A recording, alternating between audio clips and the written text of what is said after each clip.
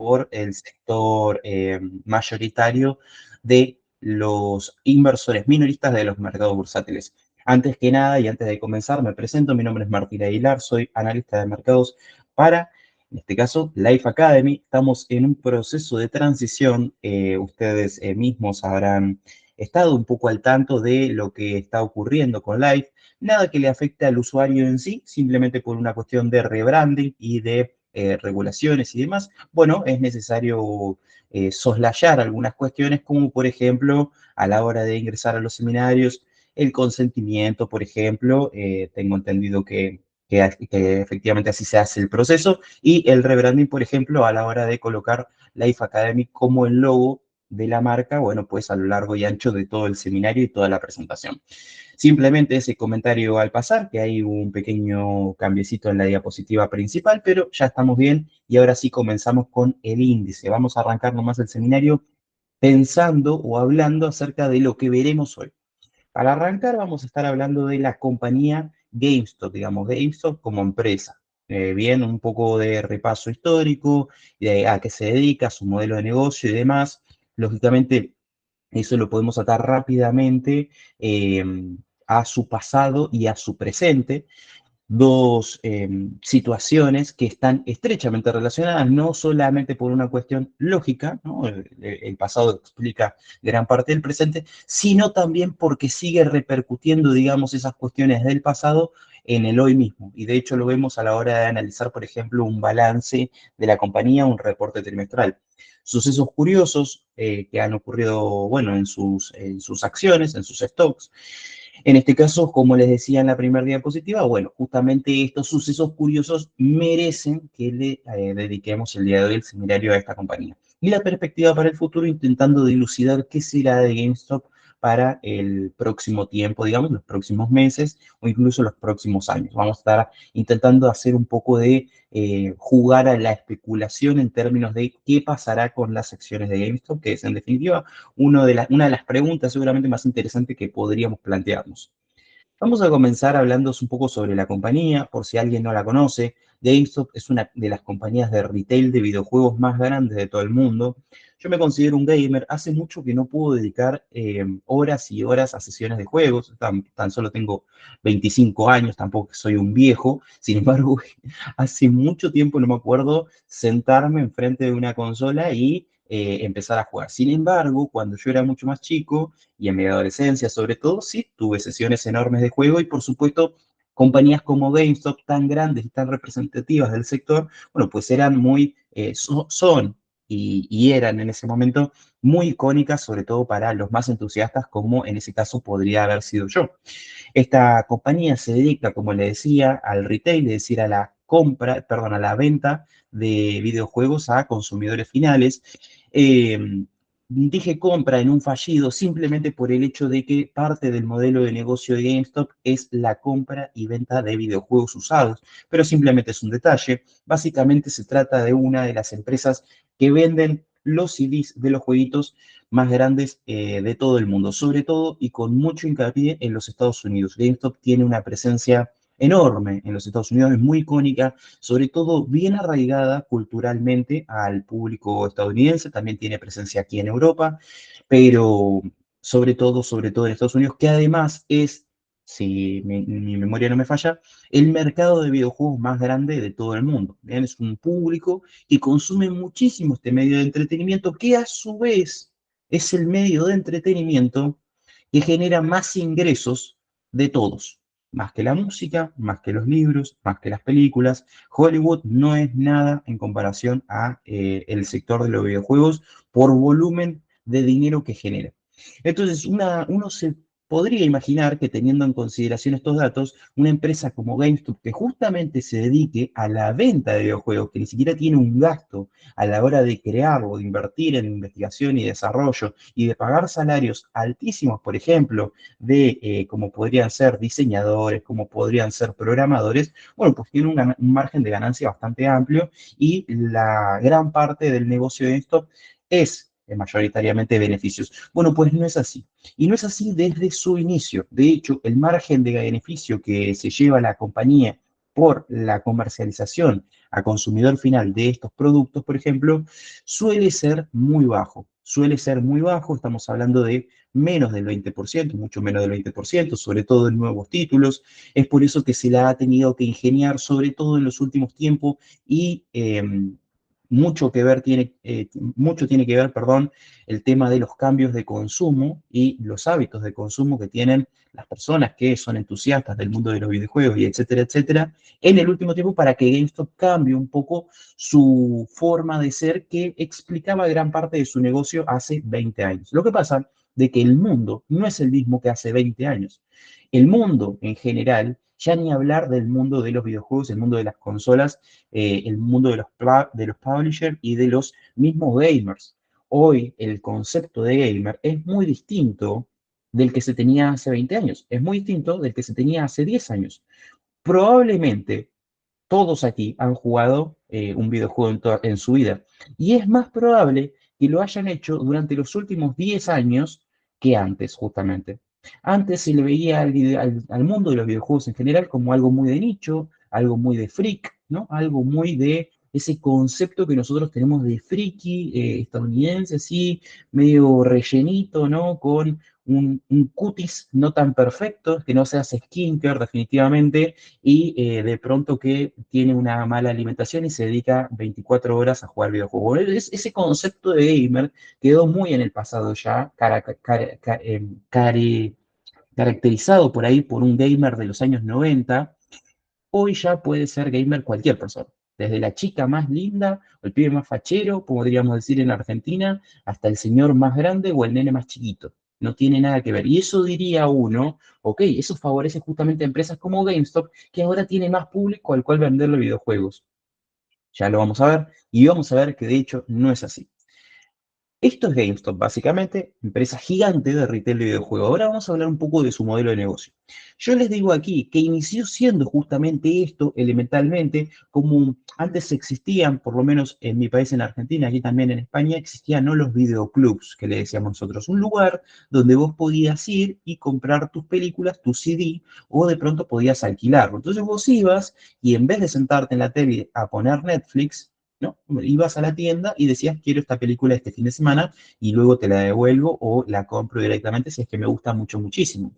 El famoso blockbuster, ¿no? Que se extendió y se popularizó muchísimo, sobre todo en la década de los 90, principios de los 2000, y que justamente en la década de 2000 a 2010 empezó a ver el comienzo del fin para luego desaparecer casi por completo. Bueno, GameStop vendría a sufrir algo muy parecido a lo que le pasó a Blockbuster en su momento. Insisto, comenzó siendo una tienda retail de videojuegos dedicándose al 100% en eso, pero a día de hoy se tuvo que reinventar para abarcar incluso más nichos del mercado, es decir, más posibilidades de negocios, más posibilidades de generar ingresos, más posibilidades de generar beneficios y de acaparar más público potencial. De esta forma, coloco aquí en la diapositiva, las fuentes de ingreso de GameStop se diversificaron a sectores como, por ejemplo, las criptomonedas y los NFT, como fue una noticia muy popularizada en el año 2021 con el boom y el auge de las criptomonedas, llevando al Bitcoin, por ejemplo, a valer $69.000. Los servicios de suscripción, GameStop tiene un servicio de suscripción, el cual el cliente paga por ser un cliente, digamos, fiel o que quiere sumar puntos o tener recompensas con la tienda, paga su suscripción de GameStop, bueno, eso también le genera ingresos sustanciales a la compañía. E-commerce, porque justamente el mundo tiende a eso, no tanto a la compra en la tienda física, sino más bien en el e-commerce.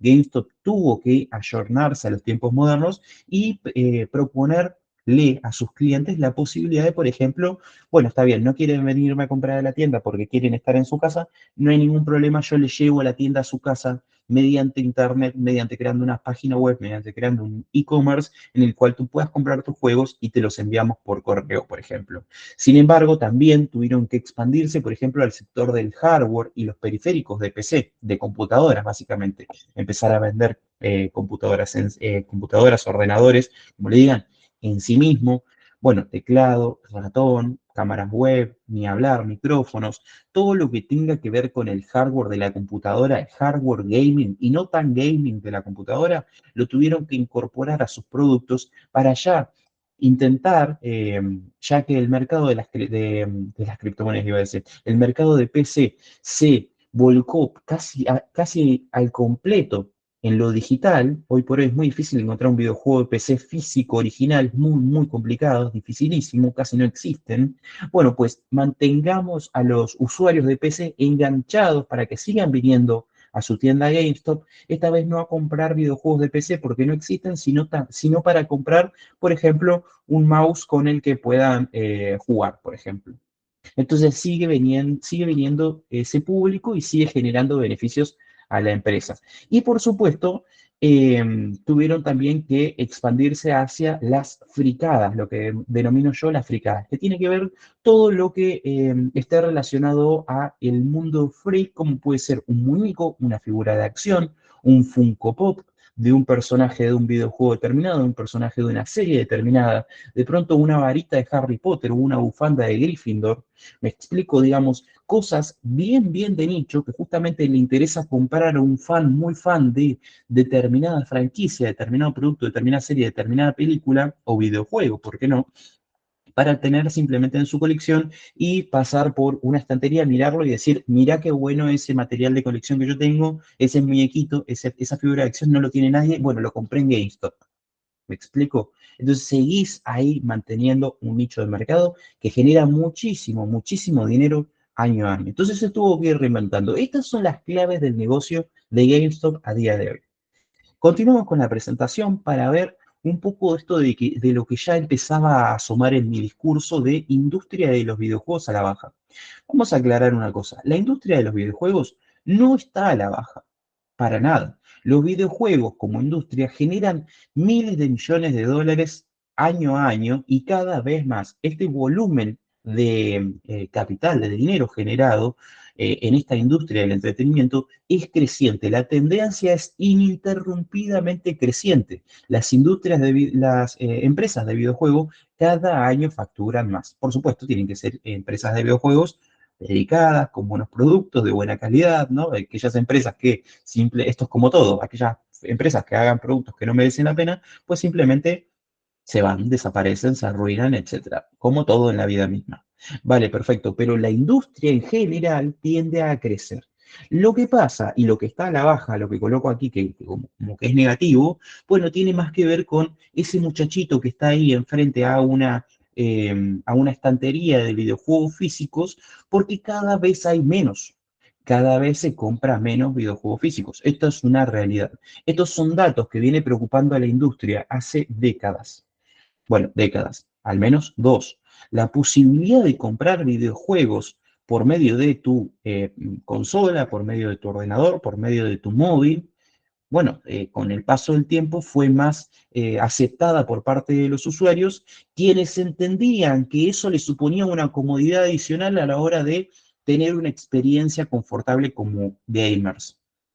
Bien, entonces yo, ¿por qué iría a la tienda? ¿Por qué gastaría, por ejemplo, 2 horas de mi vida yendo hasta la tienda de videojuegos, sacando el efectivo, ¿no? Comprando el video, eligiendo ahí mismo, comprando el videojuego, trayéndolo a mi casa y colocándolo en la estantería para usarlo una o dos veces y cuando me lo pase no lo uso más y lo tengo ahí en la estantería? Eso lo podría hacer una persona que le guste coleccionar, por ejemplo, videojuegos. Pero un nene, como por ejemplo podemos ver acá en la imagen, le importará más bien poco el tema de tener el videojuego ahí en la cajita. Si lo que él quiere es entrar y jugar justamente. Entonces a efectos prácticos es lo mismo. Lo que interpreto yo que está en la cabeza del nene, en algunos nenes sí, en algunos nenes no, por supuesto, también se extiende a la cabeza de los más grandes. Esto no es una cuestión de niños.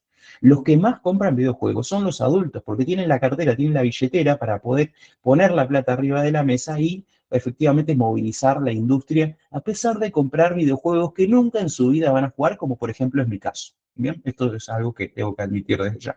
Entonces, de pronto empezamos a ver tiendas de GameStop, de pronto empezamos a ver tiendas de Game, que es la competencia, con cada vez menos estantería y cada vez menos variedad de videojuegos, que cada vez le apuntan a lo más seguro, que es, bueno, poner los juegos más grandes, los más llamativos, los que gastaron cientos de millones de dólares en marketing, que todo el mundo lo conoce y que quizás de solo verlo en la estantería quisiera comprarlo por una cuestión de que el marketing funcionó, en vez de poner la enorme variedad de videojuegos videojuegos que estaba disponible hace, por ejemplo, 20 años. Por eso le hablaba de 2 décadas. ¿Por qué? Porque la generación de consolas, que por ejemplo aquí tenemos Xbox 360 y PlayStation 3, trajeron consigo, por ejemplo, las tiendas virtuales, en donde vos podés comprar justamente poniendo tu tarjeta de crédito, poniendo tu cuenta de PayPal, tus videojuegos, desde la comodidad de tu hogar, y en 2 horas, en 1 hora, depende de tu velocidad de internet, ya estás jugando y no tuviste que ir a la tienda y no tuviste que volver.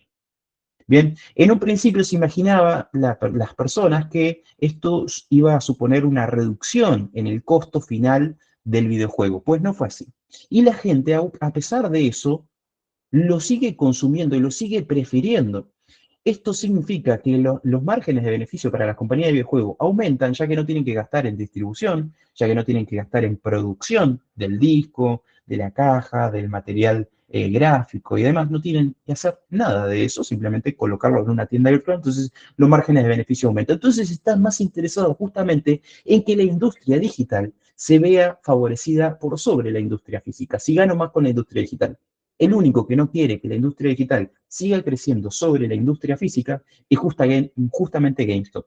Y esta industria a la baja, en términos de industria de videojuegos, física, insisto, conlleva a que GameStop vea sufrir sus arcas con caídas en los ingresos recurrentes que genera trimestre a trimestre, año a año. Y por supuesto, si caen los ingresos y los gastos siguen similares, pues también caerán los beneficios. Imaginamos, ¿correcto? Ya lo iremos viendo más adelante. Vamos a analizar un poco este gráfico, a repasarlo por lo menos lo que quiere decir. Damos la bienvenida a aquellos que se nos fueron sumando. Por ejemplo, aquí le tenemos a Kaylin Jiménez. ¿Qué tal? ¿Cómo estás? Un placer tenerte por aquí. Estamos recién comenzando la presentación, no diciendo nada complejo. Este gráfico que nosotros tenemos en pantalla es la evolución del gaming a través de los años. ¿Qué te está diciendo este gráfico? Que antes las consolas y el PC eran gran parte, digamos, del mercado de gaming y lo controlaban todo. ¿Por qué? Porque tenemos una PC que tenía un 37% del mercado gaming y unas consolas que tenían el 45% en el 2012. Es decir, que conjuntamente poseían hasta un 82% del mercado total. A día de hoy, es decir, 10 años después, porque este gráfico está actualizado solamente hasta 2022, tenemos con que pasaron de dominar el 82% del mercado a dominar solamente el 51 para ser más concreto. ¿Qué pasó? Bueno, que el móvil, digamos, el celular, el smartphone, como plataforma para jugar, creció de un 18% del mercado gaming hasta un 49%, es decir, tuvo un aumento de más del 30%, 31% para ser concreto. A pesar de este aumento, digamos, de justamente el, el móvil como plataforma de videojuegos, y el achique en términos de mercado, tanto de la plataforma PC como de la plataforma consola, vemos que la industria de todas maneras siguió creciendo y este es justamente el crecimiento que yo les estaba hablando anteriormente cuando les decía que la industria no para, la tendencia alcista se consolida y tiende a ser, entiendo yo por este gráfico de precios, exponencial y creciente de forma continua y permanente. Ustedes no ven ni siquiera un solo año en el que la industria de los videojuegos se contraiga. Cada año genera más dinero y cada año genera más dinero para este sector, a esta barrita que nosotros tenemos aquí que dice 49%, para el sector móvil justamente, porque tiene los videojuegos más baratos, porque tiene un margen de beneficio altísimo y un costo de desarrollo paupérrimo. Bien, eso es una realidad. Eh, por supuesto que el hecho de que los móviles crezcan como plataforma también lleva a que pensemos que el mercado digital está prevaleciendo sobre el mercado físico, porque nadie va a una tienda a comprarse un videojuego físico para móviles. ¿Cómo lo ponemos en un teléfono móvil? ¿Qué? ¿Por USB? No, eso no existe, nunca existió, correcto. Solamente nos queda entonces el mercado de las consolas, porque el PC en un 99% ya es digital y hace años. Vamos a ver un poco más en profundidad estos conceptos que yo le decía recientemente y yo lo titulo aquí como formato físico desapareciendo. Lo que nosotros vemos en pantalla es básicamente los lanzamientos de videojuego en consolas, bueno, pues en los Estados Unidos, comparando los lanzamientos digitales, exclusivamente digitales, es decir, videojuegos que solamente se lanzan en ese formato, versus los videojuegos que se lanzan en formato físico. Si lanzan en formato físico, también se lanzan en digital. Eso es una realidad. Entonces, vamos a decir que es básicamente la barrita verde contra la barrita naranja. Esto es que en el año 2021, ya en el año 2021, tenemos un 90% de los videojuegos, es decir, 9 de cada 10 videojuegos que se lanzan al mercado, lanzándose exclusivamente en el formato digital. Entonces, no solamente se achica por la demanda, que es básicamente todo esto que te fui comentando de que las personas prefieren la comodidad de comprar el videojuego desde su casa, desde su consola, desde su ordenador, de su móvil, la comodidad de poder hacerlo desde su hogar, ¿correcto? En vez de ir a una tienda y etcétera, etcétera, etcétera, sino que también se achica desde la oferta. Lo mismo que te decía anteriormente, las compañías, sobre todo las pequeñas, que acumulan el grueso de estos lanzamientos digitales exclusivos, por así decirlo, prefieren aumentar sus márgenes de beneficio y no incurrir en gastos innecesarios, como por ejemplo los de producción, insisto, de cajas, de material gráfico, de CDs y de distribución. Bien, esa es una realidad, aumentar los márgenes de beneficio comercializándolo exclusivamente de forma digital. Entonces tenemos una chique del mercado físico, tanto por demanda como por oferta. Bien. Los exclusivamente físicos en 2021 casi estaban desapareciendo. Tenemos que la tendencia incluso era bajista, pasando de 1,1% en el año 2018 a 0,6% en el año 2021. Podemos determinar que para el año 2024 y con una pandemia de por medio que aceleró mucho más la aceptación por parte del público general de las compras online, esto es una realidad. Bueno, pues hoy por hoy, en el año 2024, este número es incluso menor, ¿correcto? Sin embargo, podemos profundizar un poco más en esta idea que yo le decía de eh, cajitas, formato físico versus formato digital. Lo que nosotros tenemos aquí en pantalla, básicamente, es la comparación que hay entre las cajas de videojuegos para PC, ¿bien? El formato físico de PC, digital versus físico, justamente. El formato físico está en un 1%. Es decir, solamente puedes encontrar un 1%, esto es uno de cada 100 videojuegos lanzados en PC en formato físico y un 99% en formato digital. Es por eso que, por ejemplo, GameStop recurre a la necesidad de tener que venderle al público de PC ya no videojuegos, sino más bien accesorios, componentes, fricadas, ¿no? Otras cuestiones. En consola la cosa está un poco más peleada, sin embargo, es verdad que está tendiente a, bueno, justamente esto de llevarse más a lo digital. En el año 2023, para ser concreto, en noviembre de 2023 que se hizo este estudio, un 17% estaba en formato físico y un 83% estaba exclusivamente en formato digital. Lo que pasa es que si comparamos este noviembre de 2023 versus noviembre del 2018 versus noviembre del 2014, la tendencia hacia lo digital está recontra acelerada y inevitablemente en algún punto vamos a llegar incluso a este lugar, que es el famoso lugar en el que GameStop está en problemas.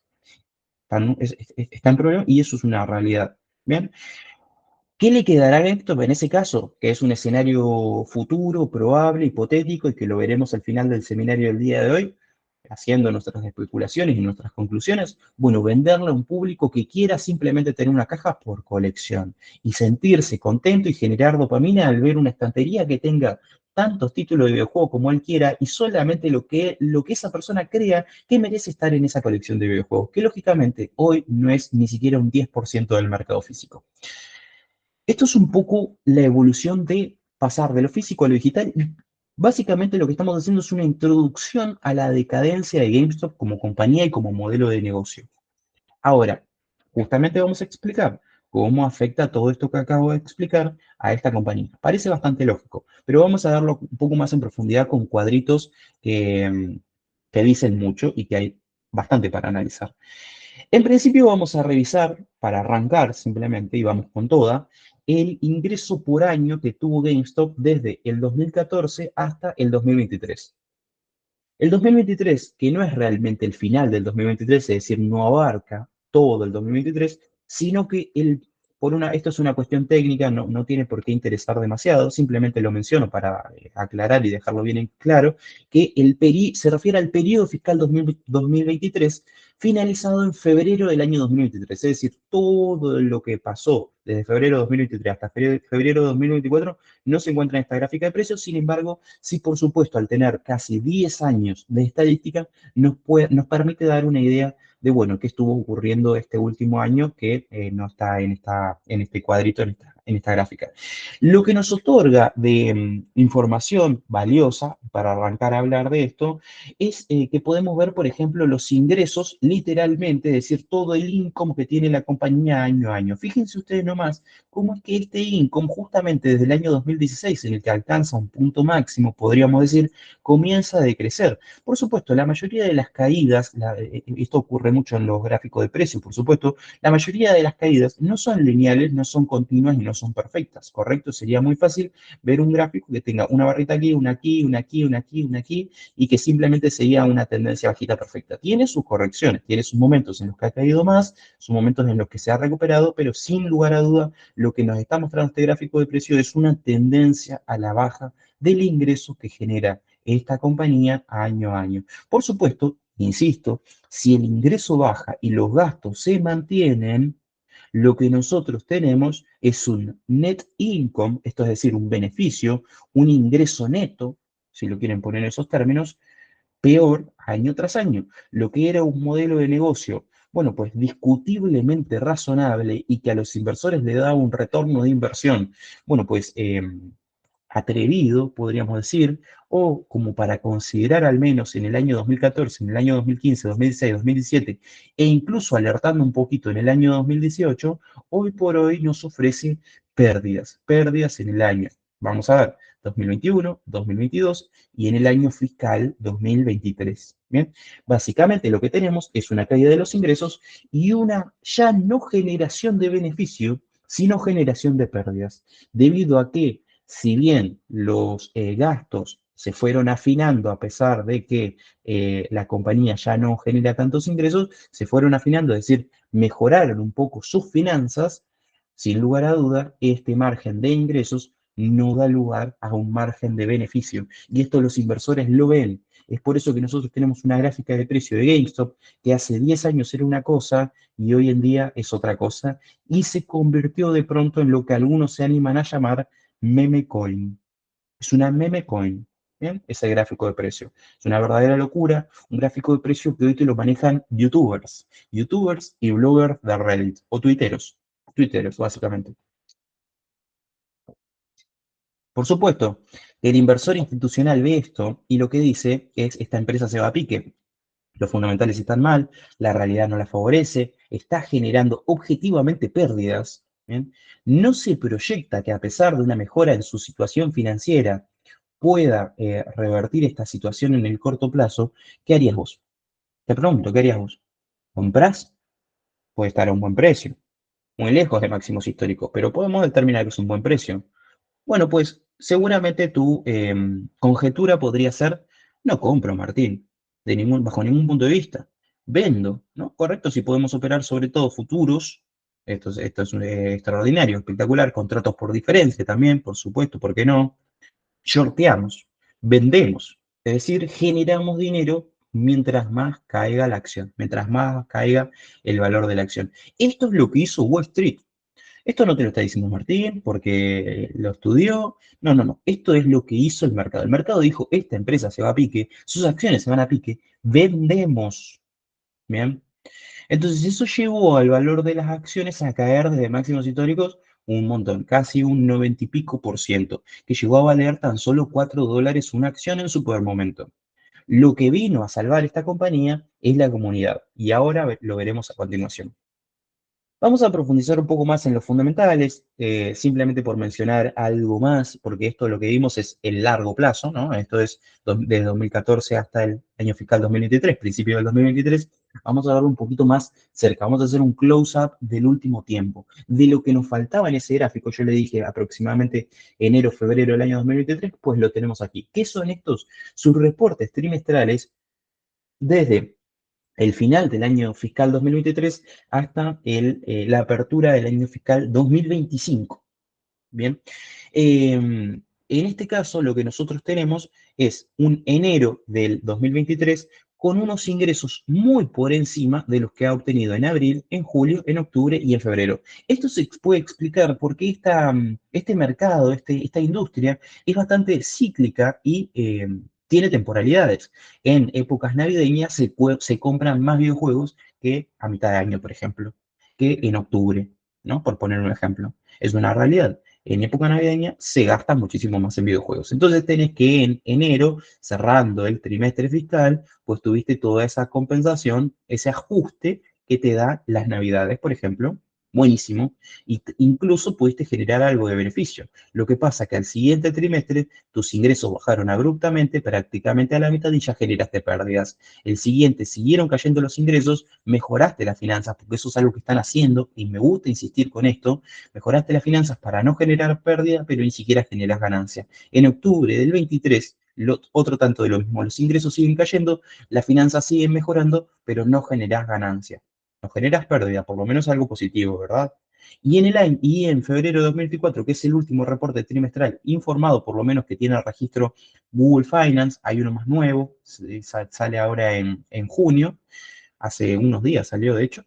Eh, bueno, tenemos con que comparado al año anterior, tuvimos una caída en los ingresos de vuelta por todo lo que está ocurriendo en la industria. Es normal que esto ocurra, de año a año van a ir cayendo los ingresos. Lo que pasa es que mejoraron los beneficios. Y esta mejora de beneficios, producto de todo lo que estuvieron haciendo con trabajo de hormiga para mejorar esas finanzas, le otorga la posibilidad de cerrar el año fiscal 2024 con beneficios. Por lo menos para decirle a los inversores, muchachos, vieron que el negocio no estaba tan mal. ¿Saben cuántos fueron los beneficios? 63 millones de dólares en un año. 63 millones, perdón, 63 millones de dólares en un trimestre. En el año fue de tan solo 8 millones de dólares. 8 millones de dólares para una compañía que tiene, bueno, pues 40 años trabajando. 40 años de experiencia, más de 4.000 sucursales en todo el mundo, que domina prácticamente el mercado de los videojuegos en los Estados Unidos, por lo menos en lo que a retail físico se refiere. 8 millones de dólares en un año de beneficio. No es, obviamente que es un montón de plata. Me encantaría tener a mí en mi cuenta bancaria 8 millones de dólares. ¿Sabes todo lo que haría con 8 millones de dólares?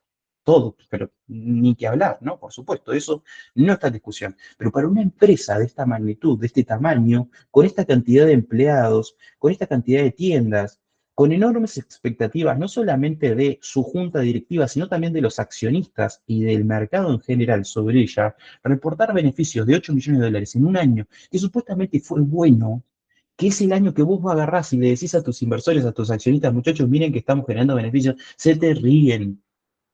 ¿Me explico? Se te ríen. Y es por eso que sus acciones están como están. Ahora vamos a la gráfica de precio, que si yo les vengo hablando de la gráfica de precio como si ya la hubieran visto. Bueno, ahora vamos a la gráfica de precio. Un último gráfico. Previsiones. El mercado no tiene ni idea de lo que va a pasar con GameStop. Ni idea. Simplemente analiza de que las cosas no están bien, las cosas parece que no van a mejorar, especulamos con vender, por ejemplo, y las acciones simplemente siguen cayendo. Ahora, el hecho de que las previsiones no hayan acertado prácticamente ningún reporte trimestral de los últimos 5, quiere decir claramente que el mercado habla de un GameStop que no existe. Piensa en un GameStop que genera beneficios que no ingresan, que genera ingresos que no ingresan, por ejemplo, que otorga beneficio por acción, es decir, BPA, lo que ustedes comúnmente se conoce como dividendos, ¿correcto? Que no reporta, que prevé una compra de acciones que termina siendo venta. El mercado no está acertando en las previsiones. No acertar en las previsiones en términos de mercado conlleva ineludiblemente a que la desconfianza aflore por ese precio por acción. Si la desconfianza aflora, ¿qué van a venir? Compras, va a venir una subida, un tiempo espectacular para las acciones, de pronto nos vamos a ir a 40 dólares por acción. No, el mercado se asusta debido a que no entiende la acción, debido a que no entiende qué va a pasar, qué está pasando y qué podría pasar, entonces no compra.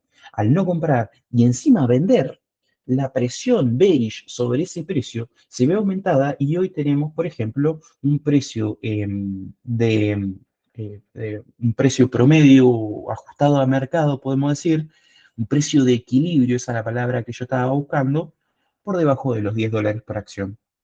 Ustedes me dirán, bueno, pero algo es algo, por lo menos estamos ligeramente por encima de esos $4 que era el mínimo, mínimo, mínimo. Bueno, sí, pero $10 comparado a lo que solía estar esta compañía, bueno, se ve más bien poco, ¿no? Y ahora vamos a la gráfica del precio. Finalmente, tenemos aquí al por qué hablamos de ella explicado en una gráfica de precio. Hablamos de GameStop no porque querramos hablar mal de ella, porque nos riamos de GameStop, porque hoy, digamos, esta empresa no tiene futuro, no sé qué. No, no, no, no, porque de hecho eso sería como condicionarlos un poco en su apreciación personal sobre esta compañía. Y la verdad que el análisis fundamental en todo caso lo tendríamos que hacer cada uno, ¿correcto? Bueno. Hablamos de ella el día de hoy porque se convirtió, como les dije anteriormente y lo fui spoileando, en una meme coin. En una meme coin que te puede subir un 500% y te puede recortar un 66% de ese beneficio en tan solo una semana. En una meme coin que dispara su precio por acción de $4 a 110, por ejemplo, en tan solo una semana. Hablamos de una meme coin que te la manejan unos tuiteros que dicen es el momento de comprar, la gente va a comprar y dispara ese precio por acción, generando un honeypot y algún tipo de FOMO que hace que mucha gente gane dinero y otra muchísima gente también pierda dinero. En definitiva, traemos a GameStop el día de hoy porque esta clase de gráficos de precio no se suele ver en los mercados financieros, son excepciones. Y son excepciones muy, pero muy grandes y muy, pero muy llamativas. Son excepciones hasta curiosas y divertidas. ¿Por qué? Porque justamente le dan esa diversidad al mercado que tanto nos encanta a los frikis de la economía, ¿no?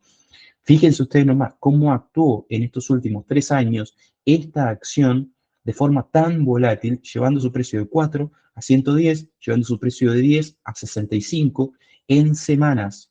Bien, en definitiva, podríamos incluso trazar algún tipo de paralelismo con justamente alguna criptomoneda de dudosa procedencia que de pronto dispare su precio en su launchpad original o en el primero que hagan y luego se estabilice tendiendo a un precio de equilibrio que a su vez tangentemente tienda también a ser. Bien, ahora, lo llamativo, o por qué estamos hablando de esto hoy, es porque ocurrió lo que ocurrió en 2021 hace tan solo una semana. Tuvimos un fenómeno GameStop nuevamente que llamó la atención de propios extraños y que ocupó lugar en las carteleras y en los titulares de las grandes entidades que se dedican justamente a analizar los mercados y están ahí. Si ustedes suelen leer Investing, si ustedes suelen leer Bloomberg, Yahoo Finance, Reuters, lo que sea que lean, o simplemente miran el noticiero, probablemente habrán escuchado acerca de este fenómeno que ocurrió hace 2 semanas atrás, 1, 2, 3 semanas atrás. Este es un gráfico semanal, este es un gráfico que cada barrita representa una semana, básicamente los últimos 4 años. Ahora vamos a ir viendo un close-up del último tiempo. Por ejemplo, Share Today, digamos, desde que comenzó el año hasta el día de hoy. Fíjense que en este caso, la acción de GameStop, este es el ticker GME, bien, gráfica en 1D, Year to Day, es decir, desde que comenzó el año hasta el día de hoy. Esta gráfica de precio lo que nos indica es que esta cotización, digamos, estaba en capa caída, estaba en decadencia, producto de que el mercado observaba todo lo que yo anteriormente te fui comentando, ¿correcto? De hecho, la tendencia era claramente bajista. La tendencia bajista fue paulatina, pero en algunos meses tuviste un precio que cayó de $15 a $10. Esto es una caída del 33%. En algunos meses es un montón, un 33%. ¿Bien? Sin embargo, en este mes de mayo, sobre todo el mes pasado, mes de mayo, se profundizó una fuerte subida producto del entusiasmo de muchos inversores, ¿bien? Que llevaron a la cotización de $10, como le decía, hasta 65. Y aquí marcó su punto más alto. Rápidamente, porque ustedes verán, es una gráfica de 1D, es decir, cada una de estas barritas representa un día. Rápidamente, en cuestión de 2 días, la mayor parte de esa subida se vio corregida. De hecho, tuvimos una subida hasta aquí, alrededor de 500% más o menos, y luego tuvimos una corrección hasta $20, esto es prácticamente borrar un 70% de esa subida en 3 días. Un 70% de lo que subimos, un 70% de lo que ganamos, se borró en 3 días. No existe más. ¿Bien? Eso es producto de una venta masiva. Así como la subida fue producto de una compra masiva, esto es producto de una venta masiva. Lógico, la gente ve como sus cuentas de inversión aumentan fuertemente además. Vos invertiste, por ejemplo, $100, cuando lo multiplicás por 500%, de pronto tenés $600. Es lógico que vos quieras cerrar esa posición porque obtener un 500% de rentabilidad en 2 días es prácticamente imposible. No existe, ¿verdad? No existe. De hecho, los intereses que nos otorgan los bancos son 2, 3, 4% anual, 500% en 2 días. Y no les estoy hablando de algo inventado por mí, ¿eh? No les estoy hablando de algo falaz ni nada por el estilo. Esto es el mercado, ustedes lo pueden ver en su plataforma comercial. Ahora, es lógico pensar de que esta segunda reactivación fue producto de una segunda ola de compradores buscando justamente impulsar nuevamente el precio para generar nuevamente este FOMO, este honeypot, que llevó a mucha gente a ganar dinero, pero también mucha gente a perder dinero. Como es lógico, como ya ha ocurrido en el 2021, el segundo impulso del mercado ya lo ve venir, por lo cual los vendedores lo aceptan, los compradores no se dejan engañar de vuelta y simplemente tiene menos fuerza que el primero. Esto es así de sencillo.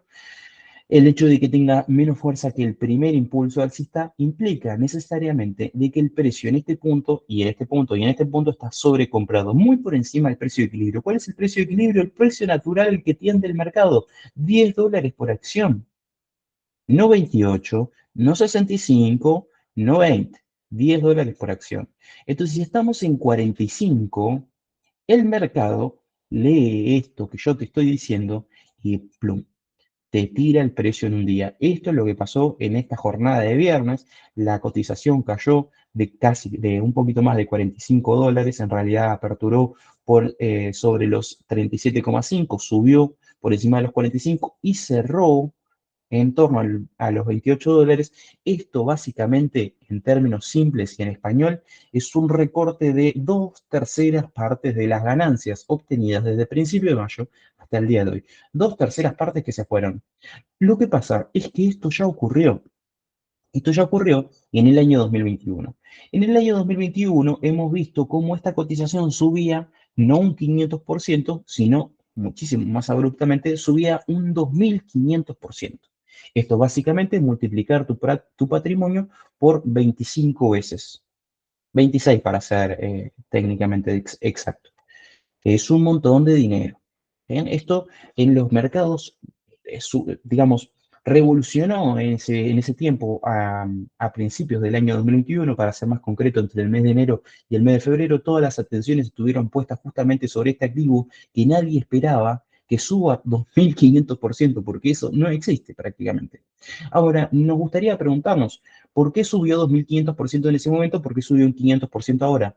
Ya lo vamos a explicar. Lo interesante de ambos casos es que fundió a muchos inversores institucionales de Wall Street, muchas personas que estaban, fondos de cobertura, sobre todo los famosos hedge funds, ¿no? Que estaban buscando vender esas posiciones, operando futuros, operando CFDs, de pronto se vieron con pérdidas multimillonarias producto de que un montón de gente se reunió alrededor de esta acción para comprarla e impulsar este precio un 2500%, liquidando posiciones casi de forma instantánea de estos fondos de cobertura que estaban especulando con la caída del precio. Entonces, vamos entonces a lo que ocurre. Ocurrió que este muchacho que nosotros tenemos en pantalla, que se hace llamar o tiene el apodo de Rary Kitty, digamos como gatito ronroneador, por así decirlo, en su traducción literal al español. Bueno, este señor se apellida Gili, es un hombre que es youtuber, es un hombre que se dedicaba a otras cosas que nada tienen que ver con el mercado, un trabajo muy humilde este hombre tenía, pero de pronto se dedicó a analizar el mercado e invirtió todos los ahorros de su vida a partir de hacer un análisis fundamental en GameStop, comprando todo el dinero, todos los ahorros de su vida en acciones de GameStop, cuando se iba al tacho en 2021. Este hombre lo hizo en 2021. Lo que pasa es que este hombre empezó a publicar en Twitter, empezó a publicar en Reddit y empezó a hacer transmisiones por YouTube, bien, en vivo por YouTube, explicando por qué él compraba e invertía los ahorros de su vida en esta acción. La gente se sumó y se generó un fenómeno social a partir de este Roaring Kitty. Se generó un fenómeno social, la gente se sumó y empezó a comprar en masa y a imitar lo que justamente había hecho este hombre, impulsando la demanda de acciones de GameStop, por lo cual se impulsaba también el precio. La gente siguió a este hombre, que podemos decir es un lunático o es un genio, no hay término medio, siguió a este hombre e impulsaron juntos ese precio por acción un 2.500%, llevándolo de 3, 4 dólares aproximadamente por acción hasta por encima de los 110, incluso me animaría a decir 120 en su punto más alto. 2.500%. Esto fue la comunidad. Fue una comunidad en YouTube, autoconvocada y casi por el meme y casi por la gracia, en redes sociales, en Reddit, mucho se comentaba, muchos posteos, muchos foros tuvieron lugar pues en esas épocas. Yo simplemente estoy haciendo un revisionismo histórico y la gente compró. Y se fundieron un montón de fondos de cobertura. No se fundieron, pero perdieron muchísimo dinero. Este hombre, después de 4 años, obviamente de juntar un montón de dinero, porque este hombre juntó un montón de, imagínense, invirtió los ahorros de su vida, se fue con una ganancia multimillonaria a partir de que la comunidad lo siguiera. Después de 4 años, vuelve a invertir y lo publica en YouTube, y lo publica en Twitter, y lo publica en Reddit, y vuelve con un tweet. Miren qué tan sencillo que es. Este que ven ustedes a la izquierda, este que es la carta de uno que nosotros tenemos aquí, esta carta verde uno de reverse, es lo que es este Roaring Kitty, Roaring Kitty en Twitter, es lo que publica. Tan simple es el mensaje como esto. Este tweet genera una subida del 500% en las acciones de GameStop. Este fue el tweet que generó un 500% de subida en las acciones de GameStop. ¿Por qué? Porque la gente entendió, y esto es un poco de análisis fundamental en toda regla, digamos, la gente entendió que la vuelta de este hombre, no solamente de los mercados, sino a las redes sociales, ya que no streameaba, hacía 4 años, no streameaba, quiere decir, no salía en directo, no emitía en directo por YouTube, ni posteaba nada, hace 4 años, la vuelta de este hombre impulsaría las acciones de GameStop. Todo el mundo pensó lo mismo y todo el mundo compró. Y todo el mundo comprando hicieron que las acciones subieran ese 500%. Un tuit desencadenó una subida multimillonaria en el precio de estas acciones. Un fenómeno social casi sin precedentes que ocurre rara vez en los mercados y que se da a partir de un tuit. Ahora me dirás, Martín, este hombre tiene un montón de poder, entonces, no, realmente no. La gente se autoconvoca porque quiere convocarse. Este hombre no dirige ni el tránsito. Simplemente lo toman de punto como una referencia de, ok, esto es una señal de compra porque el mercado claramente podría estar alcista a partir de que todos lean lo mismo que yo leo, compra. ¿No? Miedo a quedarse afuera, fear of missing out, FOMO. Coloco una nota que yo coloco aquí también como captura de pantalla de El Economista. Dice, esta semana, concretamente el lunes, GameStop voló en bolsa después de una publicación en la plataforma de redes sociales Reddit de Gil, ¿no? El apellido de este hombre, quien compartió una captura de pantalla revelando que tenía una inversión de 116 millones de dólares en GameStop. No solamente, por supuesto, coloca este tweet, sino que después redobla la apuesta y dice, muchachos, yo tengo una fortuna invertida acá porque esto vuela, esto se va al alza, olvídate, nos volvemos todos millonarios. Publica eso, la gente se entusiasma y sigue comprando y sigue comprando. 5 millones de acciones, esto es 116 millones de dólares, y 120 opciones de compra, ni una sola opción de venta.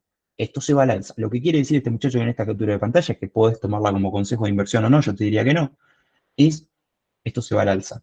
Aunque la autenticidad de la captura de pantalla no ha sido verificada, el entusiasmo y la confianza que Gil inspira en la comunidad fueron suficientes para desencadenar una ola de compras. Esto es básicamente lo que te está diciendo la nota acá, es que este muchacho no se sabe si compró, si no compró, si tiene acciones, si no tiene acciones, si de verdad invirtió 100 millones de dólares en acciones de GameStop cuando no valen nada, ¿eh? O si es todo fake. Y la gente compró igual porque no interesa eso en el fondo. Interesa la señal que dio este hombre. ¿Me explico? Este fenómeno, coloca la nota, subraya cómo las redes sociales y las figuras influyentes pueden ser cruciales en la dinámica del mercado de valores. Esto es un poco lo que venía comentando. Y ya para ir cerrando, les cuento otra curiosidad que me parece súper interesante. Es que se hizo una película sobre lo que ocurrió en 2021.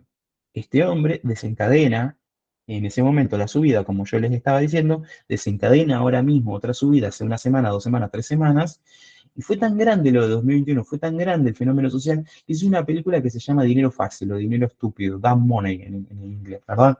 Bueno, su traducción al castellano por cuestiones de marketing, no lo conozco, sé que no es literal la traducción, simplemente eso, pero es una muy buena peli por si ustedes se la quieren ver y no quieren caer en el cliché del lobo Wall Street.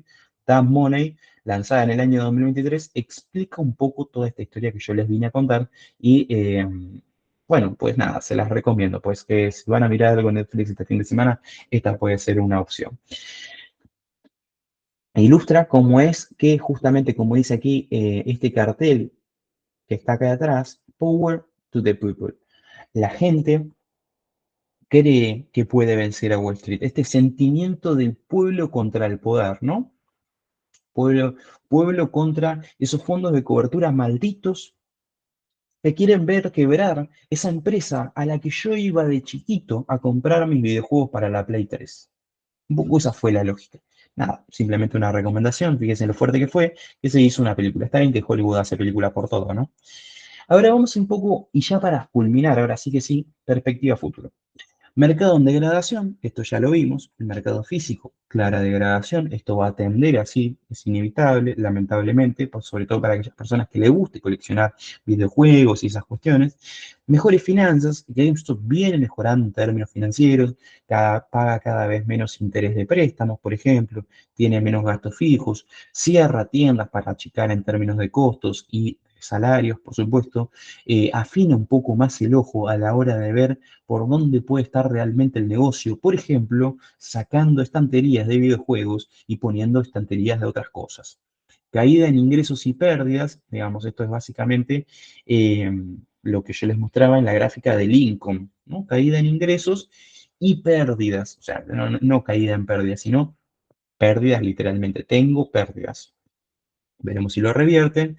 Alta volatilidad especulativa, esto es, no se sabe qué va a pasar mañana, por ejemplo, porque puede haber de pronto otra burbuja de un tweet nuevo y que la gente se sume y que la gente quiera y qué sé yo, y empieza a subir de vuelta ese precio.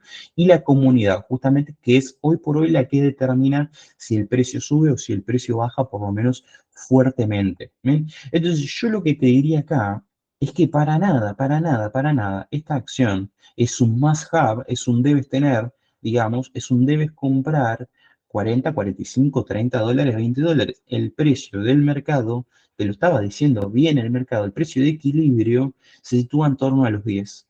Por encima de los 10 es muy difícil pensar en compra.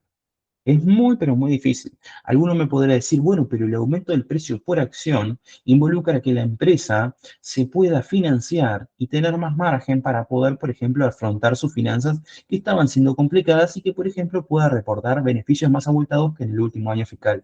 Yo ahora te voy a responder a eso, sí, pero ¿qué tan sostenible es ese precio por acción a 25, 30, 40 dólares? ¿Cuánto lo podés sostener? ¿Cuánto te va a durar? Un año es un montón, puede pasar un montón de cosas. El año fiscal recién comienza, vamos por el primer trimestre. Un año es un montón. Yo dudo que GameStop pueda sostenerlo para el siguiente año fiscal, este precio por acción. Esto quiere decir, en definitiva, esta posibilidad de financiarse y hacer este negocio rentable como quieren hacerlo a costa de la realidad misma. La comunidad te puede impulsar el precio un rato. Ahora, cuando la comunidad se aburra de perder o haya más perdedores que ganadores, el precio y la volatilidad se te va a desplomar. Y ahí que te salven los fondos de cobertura, por supuesto, que te van a jugar en contra. Apenas termine la volatilidad, entran de vuelta, ¿eh? Entramos de vuelta todo en venta y ahí a beneficiarnos hasta que baja el precio de equilibrio. Podríamos pensarlo así, ¿no? Por supuesto, no es un consejo de inversión, no es un consejo de compra ni un consejo de venta, pero lo podríamos pensar así. Entonces, esta volatilidad especulativa a vos te propone un margen de riesgo-beneficio más que interesante. Ahora está en vos querer entrar o no. Podés vender, podés comprar. Te sitúas, digamos, del lado de la comunidad y querés estar atento a lo que dice este hombre, que puede saber más, puede saber menos de mercado. Dice que compró por primera vez acciones a los 15 años, no sé, algo así había leído. Ya se creó un mito alrededor, ¿no? De este gatito ronroneador. No sé.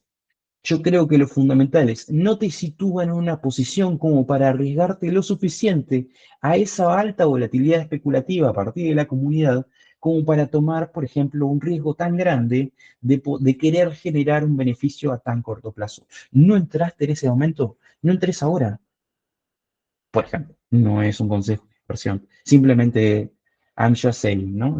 Solo estoy diciendo. Preguntas y respuestas, preguntas y respuestas. Me gustaría escucharlos a ustedes, me gustaría saber qué opinan, qué piensan, si hay dudas, si hay consultas. Fue un seminario algo cargadito, pero sí le intentamos dar la vuelta de alguna forma, digamos, pensándolo al seminario de otra manera. ¿Consultas? ¿Dudas? Los leo en el chat. Mientras tanto, tomo un poco de agua. Hablé un montón, ¿no? Y no se pueden quejar.